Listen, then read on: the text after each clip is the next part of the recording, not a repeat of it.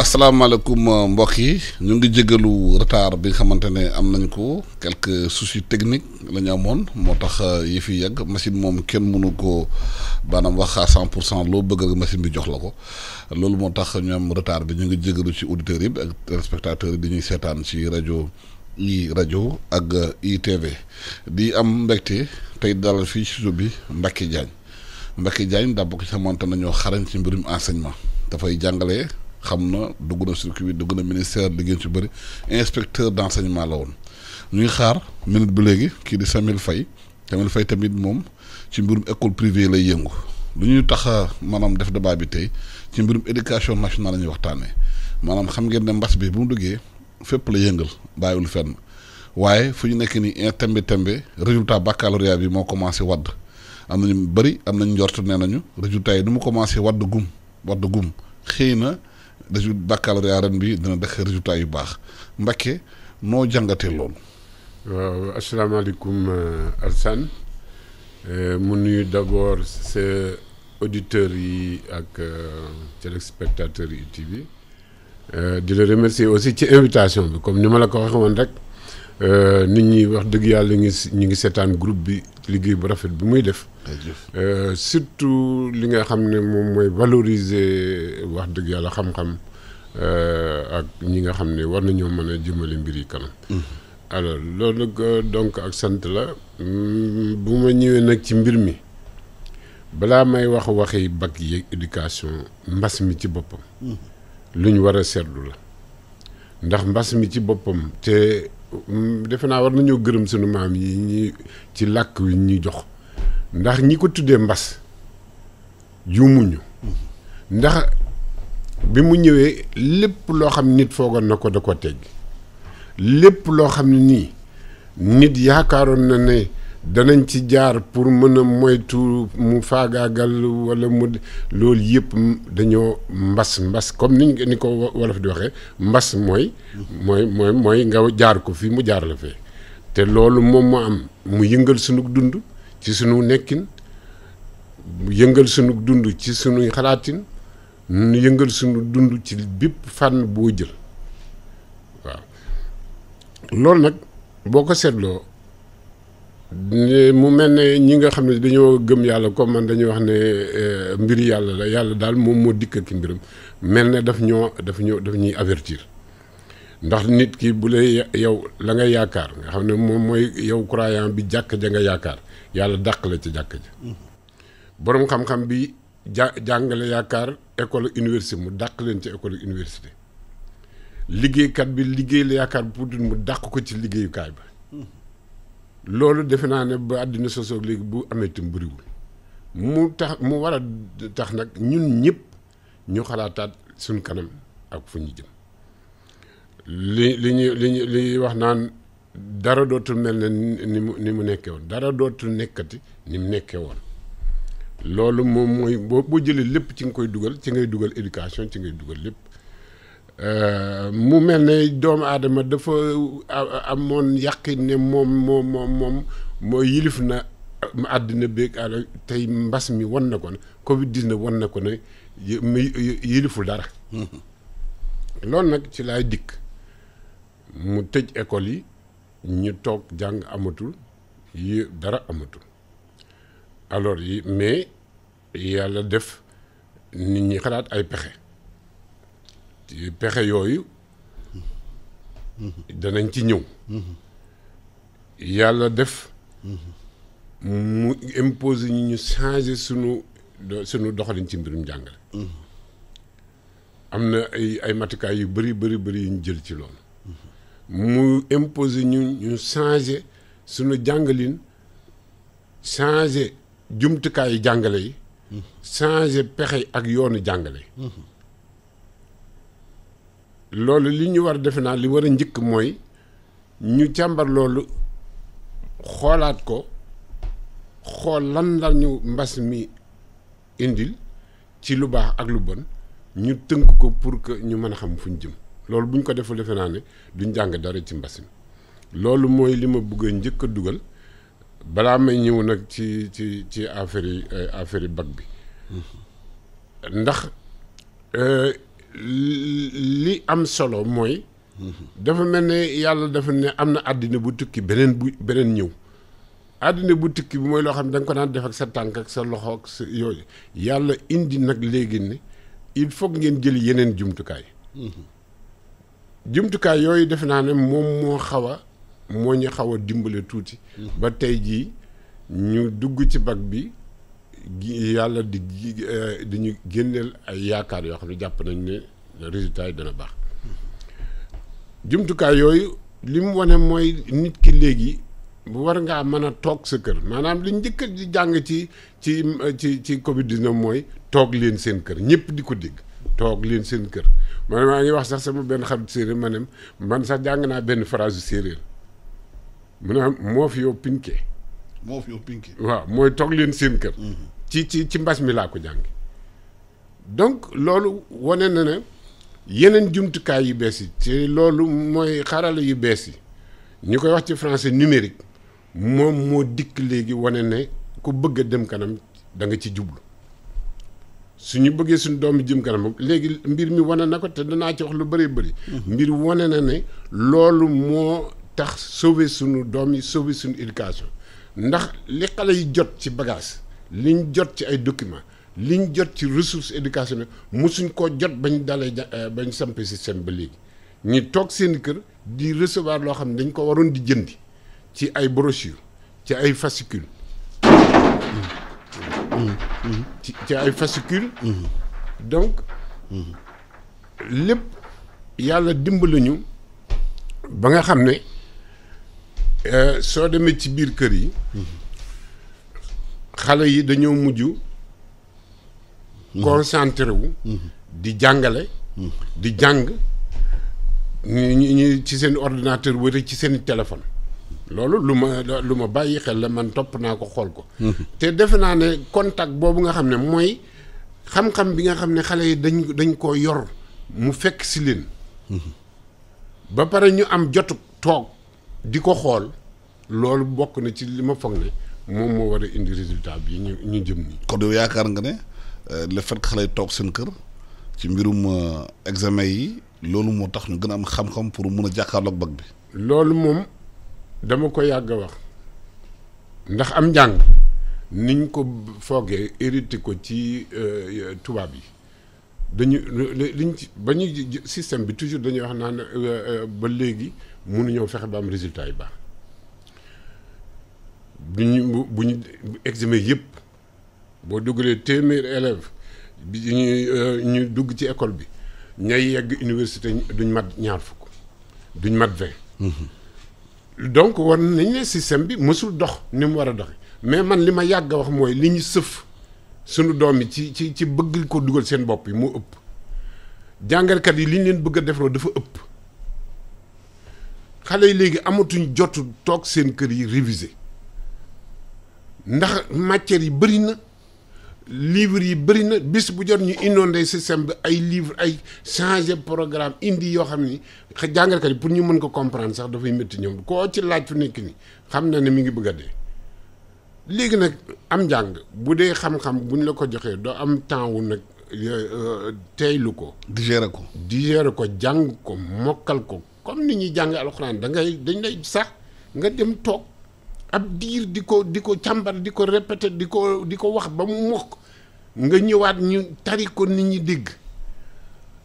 jot googu nga xam ne moom loo jàngkat bi war a am diju moom ci boppam li ñu yàgg a woy naan relation pédagogique mooy diggante jàngalekat bi ak jàngkat bi ak xam-xam bi jàngkat bi moo war a nekk ci li gën a am solo ci digg bi mais mosuñ ko def ndax mosuñu may ndongali mu toog xalaatal boppam lan la war a jël ak lu mu war a bàyyi léegi nag mbas mi nag loolu la def léegi dafa wane ne xale yi dañ leen war ta xeeb buñ leen joxee li ñu leen war a jox teg leen fañ leen war a teg da nga gis ne ñàkkuñu xel. Samuel Faye maa ngi lay nuyu yaa ngi doog a dellu ñëw fii ci studio bi yow juriste de formation nga manager d'école nga diriger nga institut yu bëri d'enseignement supérieur ci dëkk bi expert en LMD et en pédagogie su ñu nekk ni bac bi commencé na génn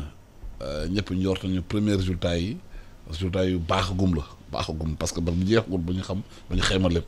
ban jàngat nga ci am est-ce que yaakaar nga ne Covid bi tax na ba élèves yi gën a maîtriser le programme. waaw Alassane Samba Diop maa ngi lay fay di rafetlu sa plateau bi ak waxtaan bi nga initié jàpp naa ni d'abord fu ñu war a tàmbalee mooy féliciter acteurs yi nga xam ne ñu ngi ci secteur bi parce que sooy xool li nga xam ne moo doon objectif u état bi moo doon mettre en place dispositif bi nga xam ne dañu parler de résilience de l'éducation. Tey avec du recul on peut dire qu'il y a eu une résilience du système éducatif parce que le système a pu tenir mais derrière décision yi nga xam ne tam jëloon nañ ko nekkoon décision yi nga xam ne à un moment donné biri woon na ci wax parce que ñu ngi doon wax est-ce qu'il faut aller vers le bac est-ce que duñ ko dàkkaat est-ce que duñ ko annuler on a eu toutes sortes de théories finalement je pense que on a eu raison de tenir le bac et de pousser acteurs yi ñu dajaloo pour mën a waxtaan mën a jëm ci li nga xam ne mooy examen yi nga xam ne ça s'est tenu donc ça c'est une preuve de la résilience du système par rapport à la question bi nga soulevé di liée aux résultats on a les premières tendances yi wane na ne résultats yi ça s'est amélioré par rapport aux années d'avant loolu mu ngi wane ne consensus ak solidarité nationale bi nga xam ne gis nañ ko autour de la question éducative ça a marché pourquoi je parle de solidarité éducative dans le système éducatif parce que gis nañu ne bu mbas bi jógee ministère de l'éducation jël na ay décisions mais à côté acteurs du secteur privé mooy ñi nga xam ne c'était des opérateurs qui avaient des plateformes en ligne de formation acteurs yooyu engagé wu nañ ci mesures yi nga xam ne ministère de l'éducation jël nañ ko loolu di benn ñaareel bi gis nañu tamit comment les institutions mooy télévision yi par exemple secteur audiovisuel rôle bu ñu joué à travers téléformation bi donc il y a eu une réunion de plusieurs acteurs mooy système éducatif bi mooy enseignants yi mooy ñi nga xam ne ñooy opérateurs privés yi nga xam ne dañoo am ay plateformes numériques mooy ñi nga xam ne ñooy téléopérateurs yi mooy ñi nga xam ne télévision yi lañ ñoom ñëpp booleeku nañ joxante loxo pour mën a contribuer à la poursuite des activités pédagogiques donc quoi qu'on dise étudiants yi nga xam ne defoon nañ bac on ne leur a pas bàyyi ñu leen ci mbedd bi le système leur a tendu la main pour ñu mun a continuer seen activité pédagogique donc le résultat c'est un résultat satisfaisant mais bu dee résultat bi satisfaisant na parce que jàpp naa ne bac bi ça s'est fait dans les mêmes conditions que les années d'avant on ne peut pas dire que système éducatif dañu faciliter bac bi c'est un bac qui est conforme aux normes des bacs yi nga xam ne ñoo am durant les années antérieures bu dee résultat bi c'est satisfaisant ça nous pousse comme nu ko professeur doon waxee à réinventer notre système éducatif pourquoi ñu koy réinventer parce que cela veut peut-être dire que système bi nu muy doxee c'est-à-dire bi nga xam ne les étudiants sont en permanence dans les salles étudiants yi ils sont en permanence confrontés à des programmes longs parce que ren programme yi dañ ko synthétiser en extirpant l'essentiel mais essentiel boobu xëy na mooy lu étudiants yi mooy lu élèves yi soxla donc cela nous pousse donc à revoir contenu yi pour xam fu ñu bëgg nit ki jëm parce que suñu système enseignement c'est un héritage très ancien de la colonisation c'est un héritage très ancien du système français et d'autres systèmes dafa nekk li nga xam ne ça insiste beaucoup sur le savoir général donc on est très généraliste jusqu'à un niveau très avancé doo xam foo jëm peut-être que système bi war na fexe di yee des vocations plus tôt peut-être que système bi war na veiller même bu dee am transversalité bi nga xam ne di nga dem découvrir yeneen sciences yi fexe ba positionner la ci li nga xam ne mooy sa créneau en retenant l'essentiel bu ñu fàtte ne éducation bi nga xam ne sukkandiku na ça existait dans toutes les civilisations mais en Rome et dans la Grèce dañ doon am li ñu doon wax les arts libéraux dañ doon concentrer jàngale bi ci ay arts spécifiques yi nga xam ne nit ki mu doon jàng géométrie jàng rhétorique jàng grammaire noonu lañ doon jàngalee bu njëkk ce qui fait que loolu jur na ay savants yi nga xam ne savants yu mag lañ ci àddina bi je ne dis pas que dañu war a dellu ci lu demee noonu mais jàpp naa ne war nañ fexe ba gën a synthétiser programme yi war nañ fexe ba extirper essentiel bi mooy lu nit ki soxla pour mun ko permettre bu ëllëgee mun a am des résultats plus satisfaisants donc je pense que l'enseignement éducation post-Covid day doon éducation bi nga xam ne dina gën a focaliser wu ci essentiel te essentiel boobu dinañ si ñëwaat si yeneen anam. nu mu ko jàngatee mooy éducation bi léegi Covid bi war nañu ban jàngat lañu war am war nañu wàññi programme bu bëri bi bañ a buuree xale yi war nañu mën a xool sax ci xale yi fa la ñu gën a mënee ku nekk ñu orienté la foofu xëy na après boo génnee nga spécialisé wu. quelque part est-ce que éducation nationale dañu war a tëggaat affaire yi xoolaat ko wàññi tamit charge horaire enseignants yi écoles yi nu ñu doon bëree nit fees parce que fekkee feebar baa ngi fi ba léegi mënatuñu tëncaloo ci classe yi. la budde foo ñu continuer liggéey ak digital bi. loolu mënuñoo def leneen maanaam lii leer ba leer mooy mënuñoo def leneen pour plusieurs raisons yi njëkk yi mu ngi fi woon mooy mënuñoo tabax ba tabax classe yu doy loolu benn la mënuñoo recruter ba ñetti ren jii moom doy na nit ñi ay jàngalekat mënuñoo jënd ba ne léegi matériel pédagogique bi yëpp mat na loolu benn la moom lañ doon dund. quelque part Covid bi dina nekk palliatif ci abri provisoire yi. mais loolu la maanaam léegi comme ni ko sama naataango monsieur Faye waxee il faut que ñu synthétiser c'est un mot que je retiens moi. synthétiser mooy nga jël li nga xam ne moo am solo ci nit ki jëm kanam nga li ci des nga bàyyi ko lu bëri ci suñu njàngale mi amul solo man. maa ngi commencé 10 octobre 1980 doon instituteur doon directeur d'école gis programme yi ma doon jàngale na ma ko doon jàngale gis contenu yi ni mu toll woon gis nuñ doon piloter système bi dama lay wax ne ñun dañu doon kon instruire ci àll bi mais li ngay jàngale li koy commandé mooy instruction officielle yi nga xam ne ministère da ko doon tëgg chaque année nga xam ne yow boo bëggee doon jàngalekat bu baax il faut nga xam instruction officielle yi c'est des contenus pédagogiques techniques psychologiques yoo xam ne ña ko def ay jàngalekat la ya boroom xam-xam na ci jàngale nga xam ne dañ koy diffuser ci biir système bi yow boo bëggee mën a jàngale xam méthode xam nuñ koy jaare xam looy def il faut nga maîtriser instruction yooyu dong lañ daan yor def ko ci le pédagogue mooy journal bi nga xam danaa dem fu ne inspecteurs yi di dimbale instructeurs yi ñu koy comprendre jàngalekat ñu koy comprendre doyoon nañu nag jàngalekat bu ñu formé bu baax ndax ñun ci école normale yi ñu génne bu ñu la formé bu baax wax la foo jëm li ci des suñ la bàyyee nga dem si yoon li Ivan Illich waxoon am jàngale jarul formé ab docteur nee na nit ki bu magee nit ki ci am njàng ñetti at rek mën na koo jàngal ndax nit ki moo war a jàngal boppam loolu Covid bi da ko wane ñaareel bi mooy defe naa ministère de l'éducation su ma ko doon digal li ma koy digal mooy war na bind un livre blanc sur la situation wane ce qui a été dérangé les conséquences du Covid ñoom seen matukaay yi ñu jëloon yi ci bëri yu baax na am na nag yoo xam ne man xool naa ko baax bon dëgg la état buy def day def la na mu xamee parce que mbir mi dafa bette mais war nañoo càmbar outils yi ñu dugaloon muy télévision muy réseaux sociaux yi. internet bi yan moo ci am résultat yu baax ak yan yoo ci moo ci xam yoon dëgg-dëgg def nañ ko mais def nañ ci xaalis média pour man poste téléviseur dans notre environnement familial culturel efficace te loolu dama ko surveiller observer ko parce que ñun télévision rapport bi ñu am ak télévision du rapport xam-xam ak jàng. du rapport njàng. rapport fola rapport seetaan lu boo amul loo def lu am solo ce qui fait que biir kër yi waxtaan yi kër yi ni ñu ko organisé nga xam ne bàjjen bu mu neex nga dugg tante ju mu neex nga dugg bu mu fekkee xale yi seetaan télé bi coow leen ne kur. concentration xale concentration du am léegi ñaareel ba mooy support bi ci boppam dafa am défaut. ndax man jéem naa sama doom suivre kii bi chaîne ministère de l'éducation écriture yi ci boppam nit ñi mënuñ ko lire. waaw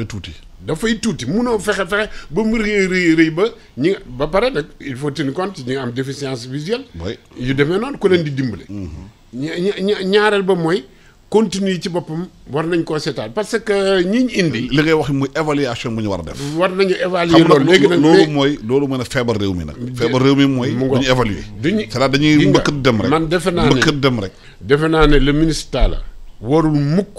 génn ci lii. te évalué wul avec des gens très sérieux laa wax waxuma nag ñoo xam ne dañuy ñëw rek pour war na de baax na mais des gens très sérieux ñu couché ko sur du papier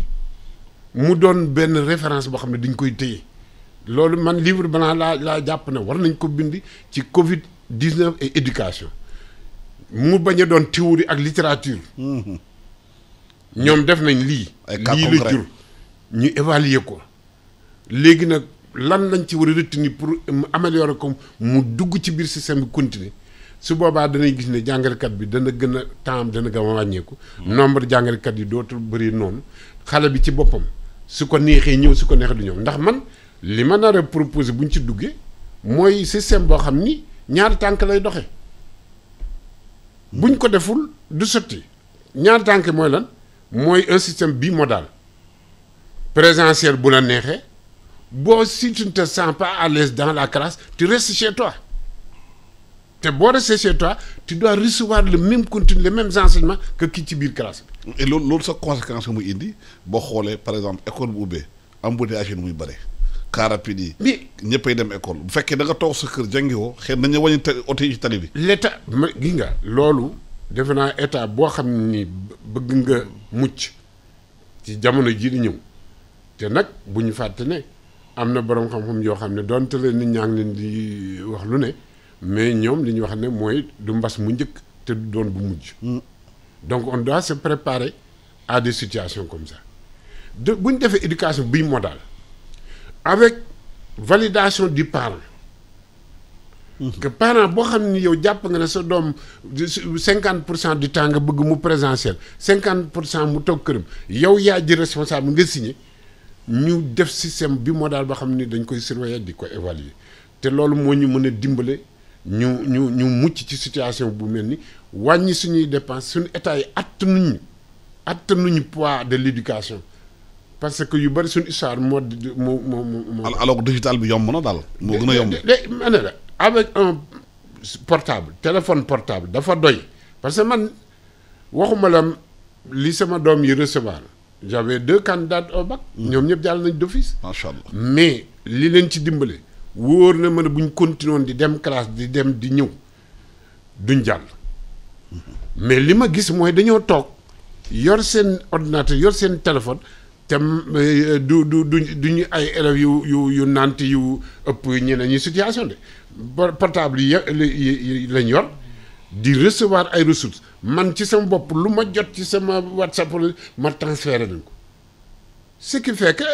ay mag lañ boo leen sensibiliser wan leen ne nag léegi seen avenir mooy joué dañuy diju loolu la. Samuel système bi modal bu wax bu ñu ko appliqué woon xëy na dina am sax ay wàññi coût dépense éducation bi xaalis boobu mun ko dugal feneen parce que bu ñu ubbee école yi xale yëpp nekk ci car rapide yi nekk ci bus yi di dem di jàngi embouteillage yu bëri tardé coono xale yi ñu am ak yëpp. fatigue bi psychologique bi yëpp bu fekkoon dañu toog seen kër xëy na ñu doon joxe cours foofu. leen évaluer bi bu la neexee présentiel bañ a présentiel dina indi xëy na nu mu changé ci affaire bi te ñun tam wàññi tamit contamination bi. waaw dina changé lu bëri wante sooy mettre en place système bu mel noonu y a 2 éléments yu am solo da ngay veiller à ce que ce indice de développement numérique atteigne benn niveau. Absolument. xëy na tey dans nos pays africains dont la couverture numérique est bonne indice de développement numérique on est encore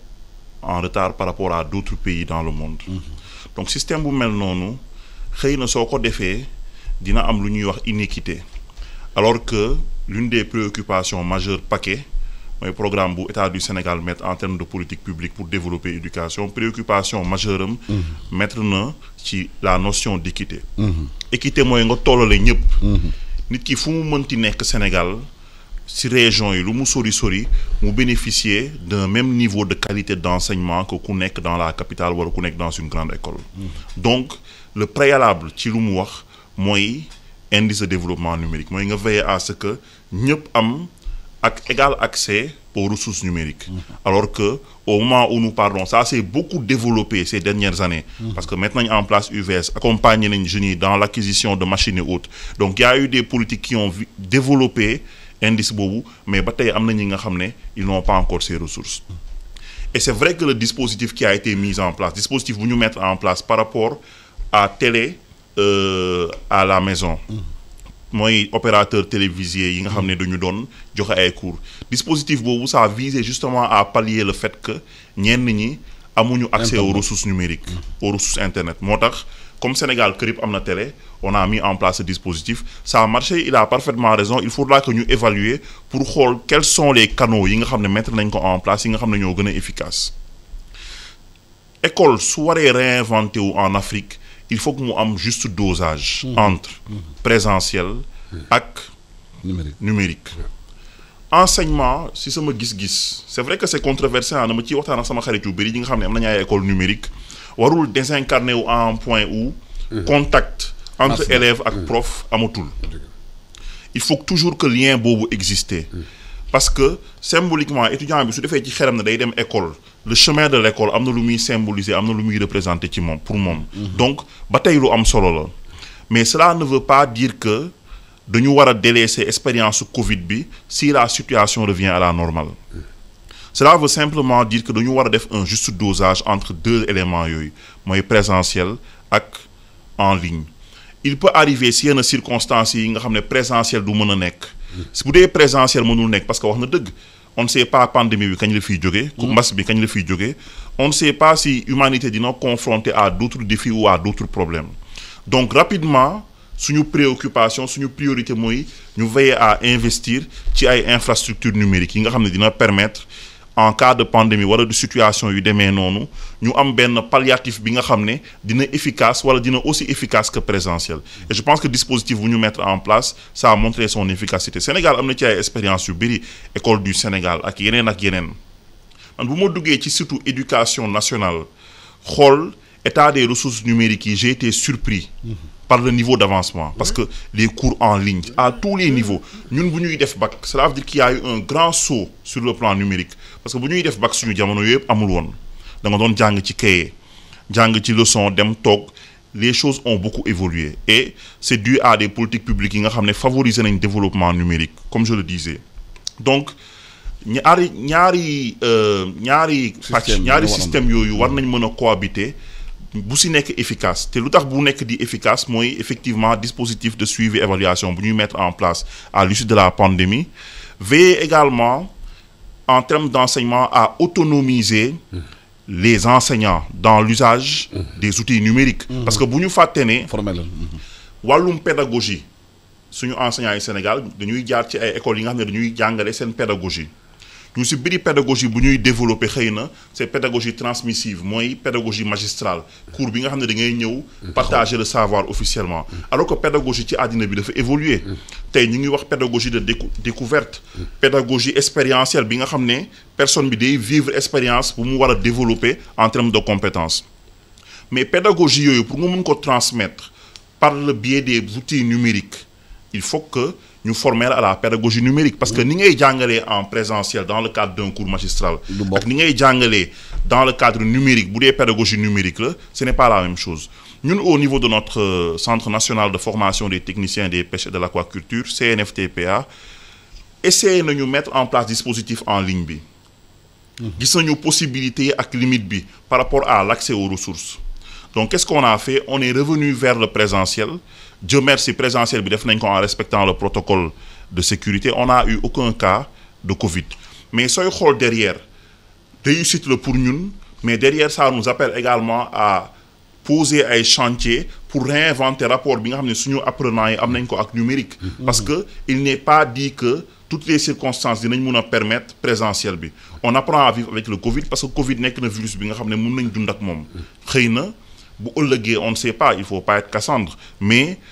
mun na am li nga xam ne doo mën a dund ak moom dans ce cas nooy def est-ce que cette école day tëj définitivement non donc ñu ngi réfléchir pour voir quels sont les canaux à mettre en place pour bu ëllëgee enseignement numérique ñu mun ko développer et comme on a un personnel enseignant bi nga xam ne c'est un personnel parfois assez avancé en expérience am na ñi nga xam ne c'est les premières générations de formation ñëpp autonome ñu tout le monde n'est pas autonome dans la formation en numérique donc pédagogie dañ ko war a réinventer parce que soo nee na may jàngale autrement il faut que kuy jàngale tam nga former ko autrement ba mu mun a développer benn approche pédagogique bi nga xam ne dina interactive pour l'apprenant. Est-ce que numérique bi par exemple bu ñu ko defee dans les grandes villes comme Dakar ville yi xamante ne ville bu am problème embouteillage bu fekkee ne xale yi nga ci gën a bëri toog nañ seen kër di jàng dina am impact ci transport bi dina wàññi embouteillage yi dina wàññi pollution bi parce que oto yi duñu daw ba xëy na le transporteur dañ ci yëg parce que dañuy perte ay xaalis bi ñu war a gagné. est-ce que loolu dina am impact ci globalement de façon de gérer état d'une économie de xaalis bu bëri.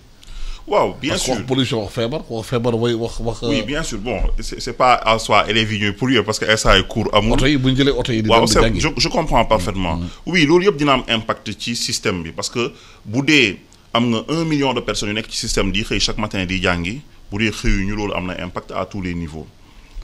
donc naturellement impact yooyu dinañ ko mën a sentir mais il faut savoir aussi que changement de paradigme du li ngay décréter.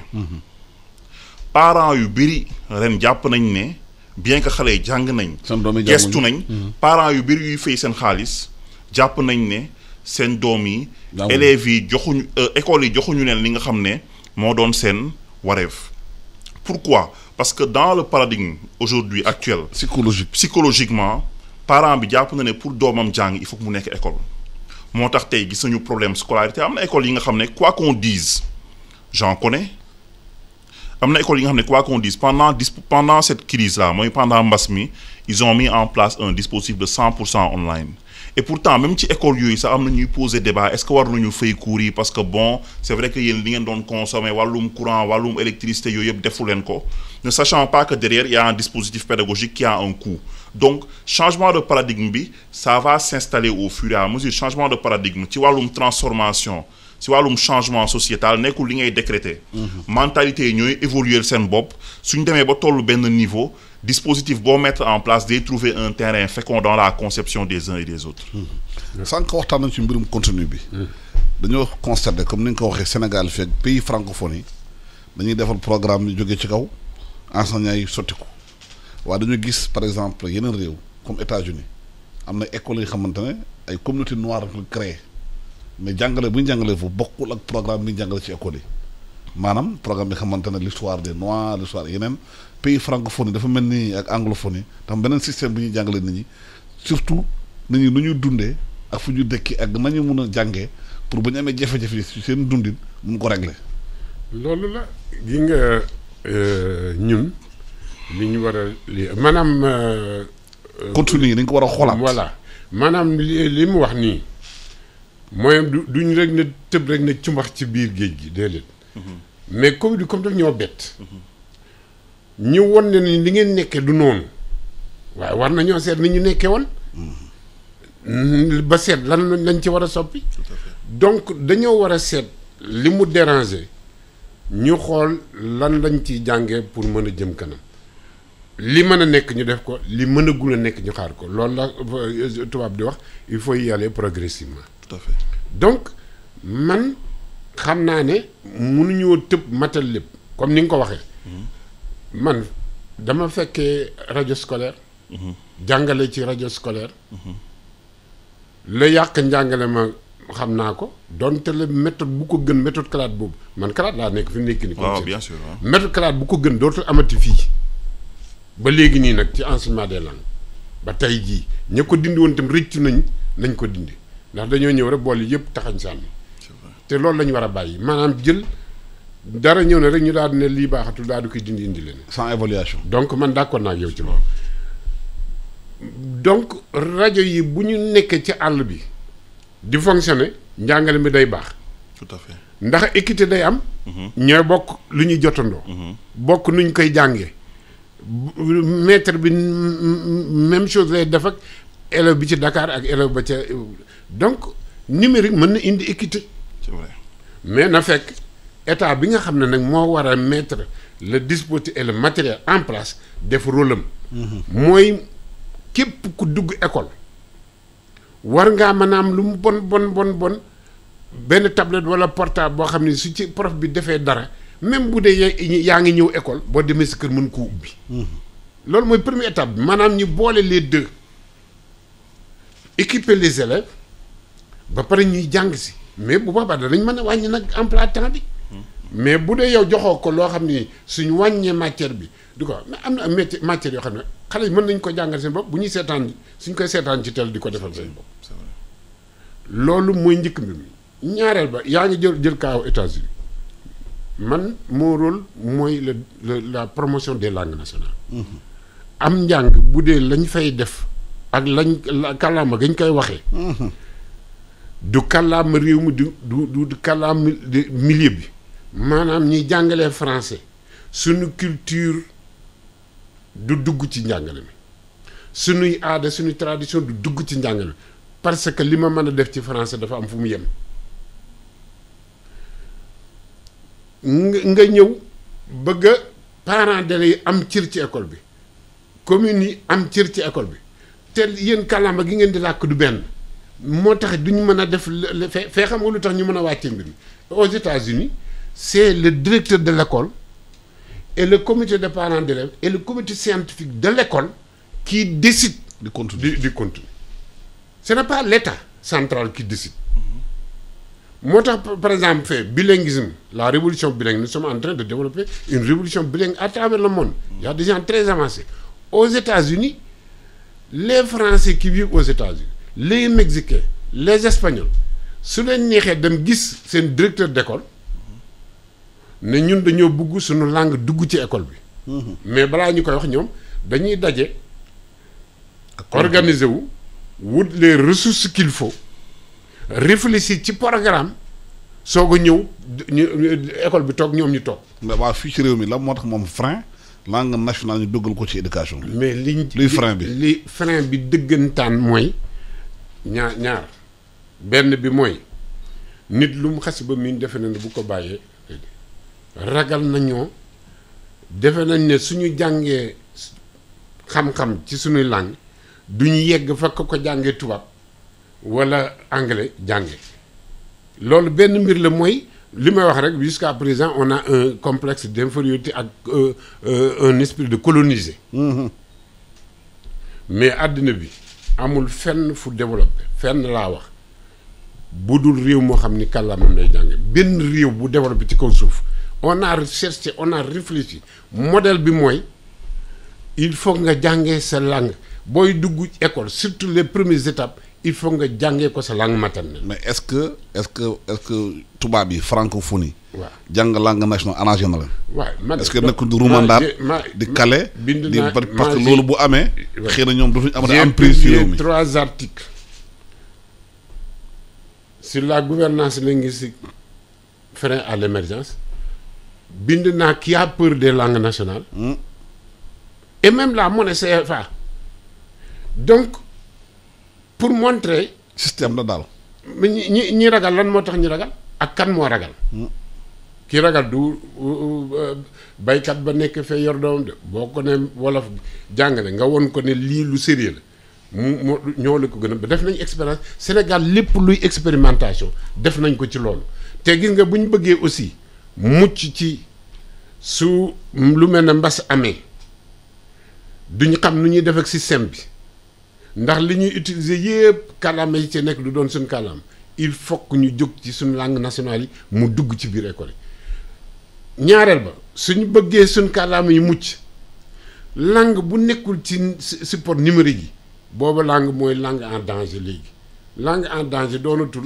langue boo xam ni ña koy wax dañoo jeex mais langue bu nekkatul ci support numérique ci internet waaw doonatul langue des réseaux sociaux boobu langue moom est menacée te day dee donc war nañoo jóg ci loolu benn la ñaare bi li ma bëggoon wax mooy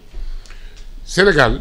dañoo état bi dafa war a maanaam ñi ñuy fal ñuy jiite réew mi dañoo war a nag yokk seen yëg-yëg ci li ñuy wax jëm kanamu réew mi maanaam yedduma kenn damay wax sama xalaat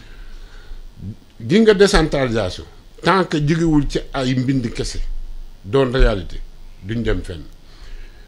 dañoo war a bàyyi di décider au niveau des ministériels central di wàccee école weesu na fu ko ab ministère di diriger même inspecteur bi pour mu dem wax maître yi dara il faut que mu diisoog ministre bi déggoog moom soog ko ñeme def il faut que mu déggoog IA bi soog ko ñeme def directeur d'école bi ñemuti jël benn initiative même situation bu ñëwee du ñemee gérer boppam ni ko situation bi laaj loolu buñ ko dindiwul du mënul sotti. Samuel la wax na sànq langue nationale dañ amul réew ci àdduna bu développé wu sans sukkandiku ci langue nationale yi est-ce que tey yaakaar nga ne suñuy écoles yi suñu universités yi suñu instituts yi wala ñu mun dugal langue nationale yi ci apprentissage bi. waaw loolu c'est un impératif te foog naa fu ñu jëm ci wàllum développement ak ci wàllum vision langue nationale yi mooy langue yëpp nag parce que sooy wax autonomie ci wàllum sa langue maternelle la ku juddoo Sine langue maternelle am mooy séeréer ku jógee Fouta langue maternelle am mooy pël et ainsi de suite donc il faut que ñu am ay instituteurs yu autonomes ci langue yooyu yu ko mën a jàngale dans les différentes disciplines parce que ba fu ñu toll tey ñu bëri ñuy jàngale langue yooyu day doon des profs de langue mais bu dee bëgg nga sa langue nationale permettre émancipation en termes de connaissance ñi nga xam ne ñoom ngay jàngal il faut nga am ñi nga xam ne au-delà du fait que ay profs de langue lañ ils sont autonomes dans les matières yi ñuy jàngale ci école yi dans ces langues là loolu benn la loolu di consacrer suñu enracinement système parce que système day enraciné ci valeur culturelle am ci réalité sociale am loolu benn la enracinement boobu teewul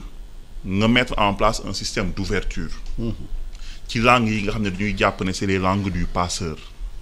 parce que moo lay permettre nga interagir anglais bi nga interagir ak ñi nga xam ne ñoo nekk sa environnement parce que Sénégal fu mu tollu tey hub éducatif la dañu ràññee ci continent africain ci wàllum suñu ay école ak suñu ay université chaque année des milliers de personnes dañuy bàyyi France bàyyi réew yu mbiri ne ñun Sénégal la ñu bëgg a dem jàng lu lay permettre xëy na tey nga interagir ak béninois bi ak ivoirien bi ak malien bi ak ghanéen bi ak leneen ak keneen mooy langue yi nga xam ne mooy langue du passeur mooy langue yi nga xam ne xëy na seen niveau d'universalisme moo gën a développer sa bos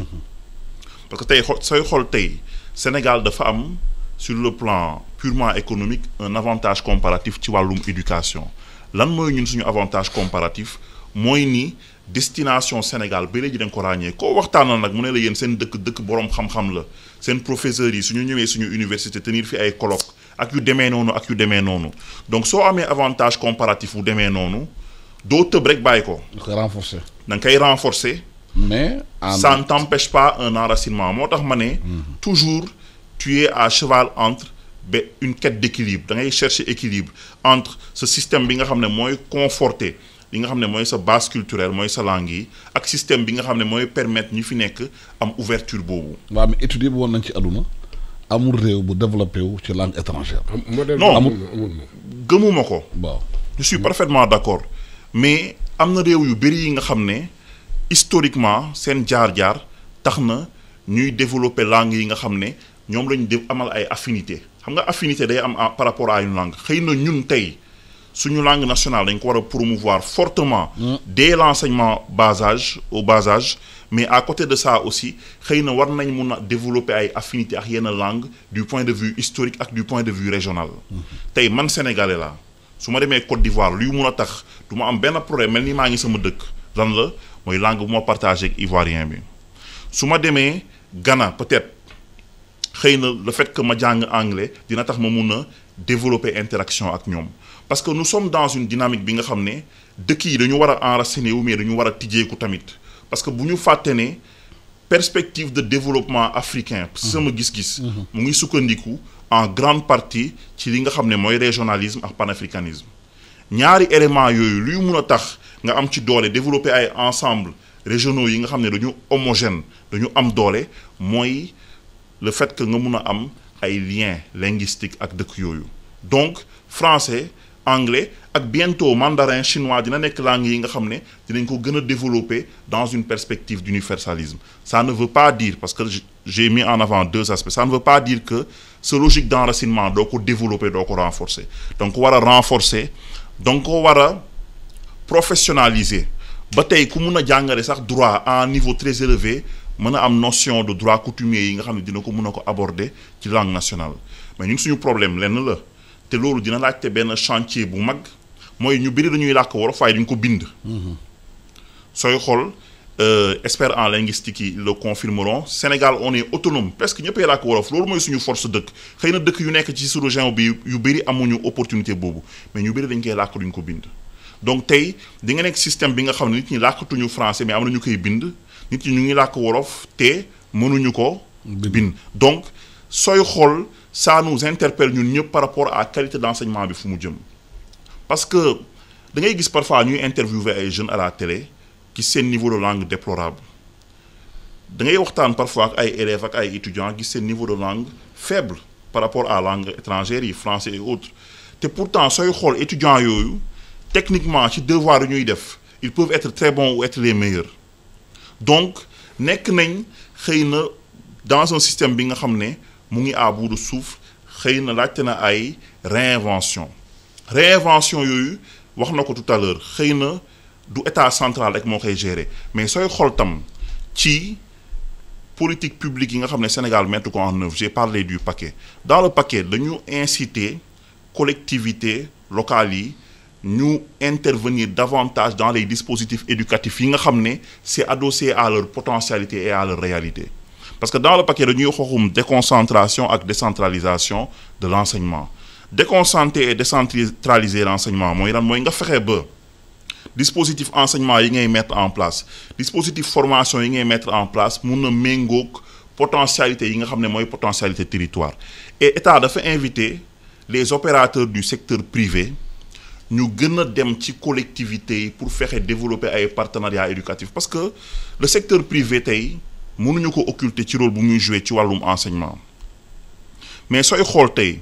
secteur privé dafa topp benn yoon mooy ban yoon mooy enseignement classique ak enseignement très orienté business commercial dans le supérieur les écoles privées yu investir réellement dans les filières techniques avec un niveau d'équipement satisfaisant bu mun a permettre apprenant bi mu dem jàng mécanicien jàng artisanat biriwul alors que am na école privée yi nga xam ne tey seen moyen fu mu toll permettre nañ leen ñu mettre en place des ateliers wala des structures de formation yi nga xam ne dina gën a développer enseignement technique boobu mais enseignement technique boobu luy vision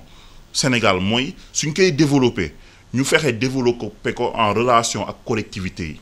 xool tey soo demee Fandène lan mooy seen potentialité lan la ñu soxla pour inciter jeunes yi ñu mun fa toog yan école ak yan formation yi nga xam ne c'est adossé aux potentialités du territoire la ñu mun a mettre en place xëy na foofu la ñu yenn dëkk yi rawee te bu ñu defee audit du programme d'enseignement 2001-2011 rendu nañ compte ne Sénégal dafa war a franchir cap boobu donc dafa war a fexe ba dem dans un système qui permet de plus explorer les potentialités du territoire parce que xëy na waxtaan bi dinañu permettre ñu développer davantage enseignement technique mais tey wàllum enseignement état du Sénégal dafay xeex depuis longtemps pour que ñu am des filières plus techniques enseignement scientifique technologique innovation essais yooyu il faut mu gën a développer mais ba léegi l'écrasante majorité du dispositif va vers les filières littéraires je suis bien placé pour en parler man sama bopp droit laa def donc loolu lu am solo la ci réew parce que on peut pas dire que ñun nous sommes inutiles à l'économie daf ñu soxla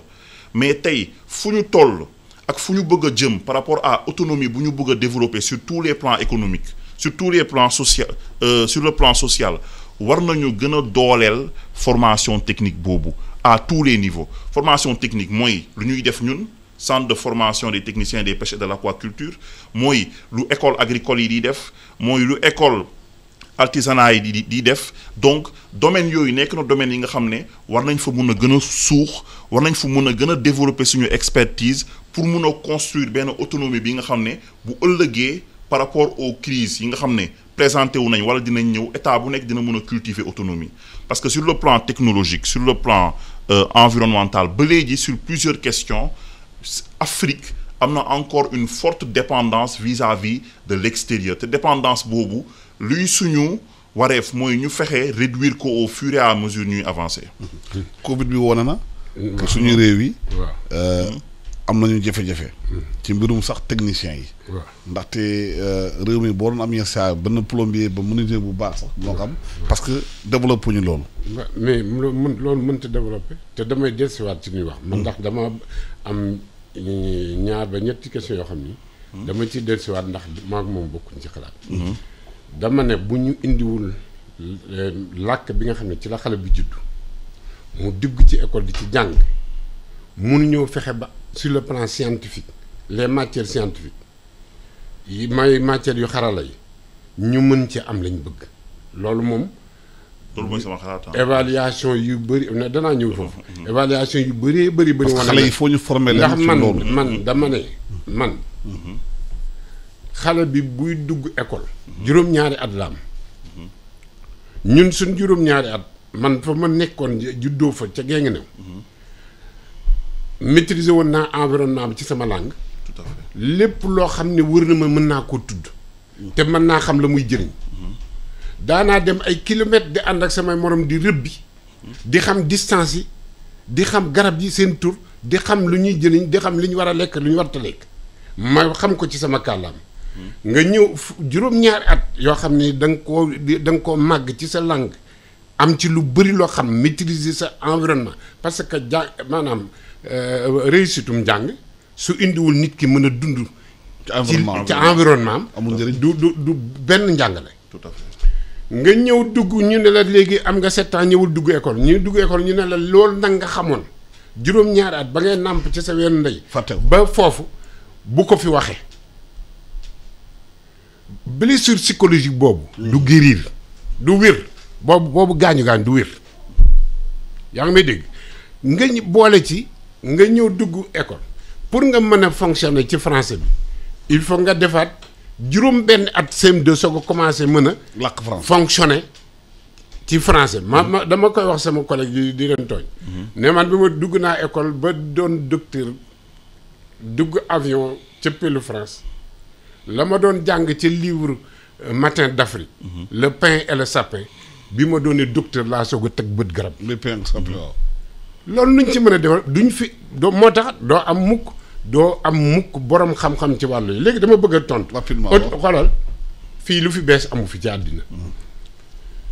autonomie bi ngay wax ci en matière de langue nationale pour les autres matières maa nga xam ne si matière scientifique yi moo tax ngay wax ñun dañ ko expérimenter ba xale yi def ci examen ba at mi. nekk ci biir secondaire yi di raw seen morom ñu leen di surveiller ba léegi. maîtres yi ngay wax formé nañ leen ba pare. expérimentation def nañ ko ba pare xam nga lan moo nañ des. mooy kii nga xam ne moo yor baatu ne. dugal leen ko. loolu moo fi des Sénégal li mu war a def yëpp def nañ. moo njiit réew mi maintenant décision politique bi président de la république war a jël. te ñu ngi ci semaine de l'école de base démb la commencé. école de semaine de l'alphabétisation. démb la commencé. li ñu war mooy président de la république décider ne langue yi day dugg minimum ba ci cycle fondamental te dootul génn. au secondaire mañ ko def deuxième langue comme neex nga ne man espagnol laay choisir kii ne man wolof laay choisir. pourquoi mënuñ ko def. université ñu ngi koy jàngale. les étudiants ils ont la possibilité de choisir le wolof ou le séeréer foofu. pourquoi mënuñ ko def dans le secondaire. loolu léegi xoolal may ma rek benn dama lay ñaan. mais est-ce que yow comprendre nga. non may ma ñëw. may ma ñëw rapidement gi nga question wu naan. relation linguistique ak yeneen pays kooku c'est un faux problème.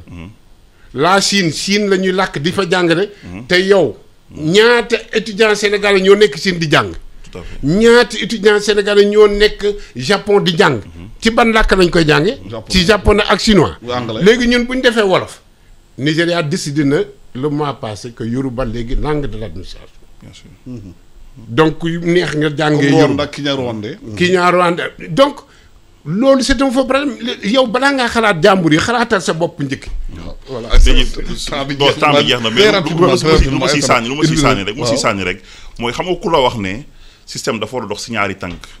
ñaari tànk yi mooy lan. mooy enracinement pour mu koy ouverture enracinement mooy dès le bas âge nga veiller à ce que ñi ngay jàngal ak ñi ngay former nga mun leen transmettre connaissance bi ak savoir bi ci seen langue. mais ouverture boobu tam dès le bas âge parce que xale su jàngee langue dès le bas âge langue bi nga xam ne du langue de base am dina ci développer affinité ak autonomie bi nga xam ne mun na ko permettre bu ëllëgee moom ouverture boobu te dëkk yu bëri tey yaa ngi joxe exemple Chine Japon mais dëkk yooyu nu ñuy développer woo tamit mooy ne xale yi dañuy wax ci wàllum kàllaama japonais révolution bilingue ak bilinguisme waaw moo tax ma ne bilinguisme boobu nag c'est enracinement ouverture ànd nga Cheikh man waaw on est en phase temps bi jeex na di gërëm Samuel Faye di gërëm Mbacké Diagne di Aïssata Diagne ñëw continuer émission bi temps bi jeex na di leen di gërëm di leen sant jërëjëf